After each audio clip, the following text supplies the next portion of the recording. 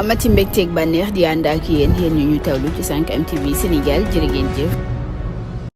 mbokk internet yu 5M TV Sénégal nuyu nañ leen dal leen jàmm ci seen chaîne bile ñu àddu ci lu ñeel mbiru Ousmane Sonko ak Mame Mbaye Niang mu mel ni sax nag li jëm ci seen wàllu datu procès en appel bi dañ ko daal di rek fësal ginnaaw bu ñu sukkandikoo ci suñu nattaango yi di waa IGFM ñu ñuy xamal ni sax procès boobee rek ñuy amal ci diggante Ousmane Sonko ak Mame Mbaye Niang daal di nañ koy jàpp nag fukki fan ak juróom-ñaar ci weeru avril bile mu mel ni semaine bile ñu génn sax Ousmane Sonko ak Mame Mbaye Niang kon dinañu rek daal di taxaw foofee ca grande instance rawatina nag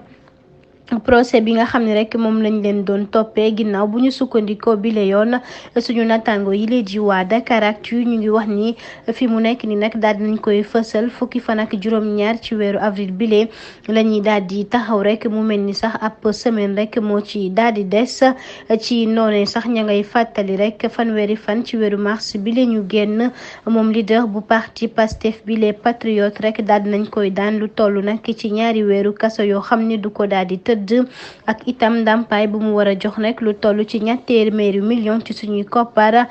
kile di Mame Mbaye Niang kile di nag mbër mi di Lac de Guiers numéro 2 moom nag fi mu nekk nii daal dinay àddu nag ci situation bi nga xam ni réew mi nag daal dina koy taxawee moomee Lac de Guiers numéro 2 wax na ni nag ndaw ñi rek dañoo sonn fi mu nekk nii jafe na sax ñu am 1000 francs nag ci seen poche kon gouvernement bi nag war naa mën a jàppale ndaw ñi lee ndax dëkk bi nag fi mu nekk nii dafa metti te lépp loo xam ne rek jamono ji ndaw ñi ñu ngi koy def metti bi nga xam ne rek am na ci dëkk bi moo waral ñu def lu ñu mel kii di Sonko moom nag ab leader la boo xam ni gis nañu dafa bëgg réewam.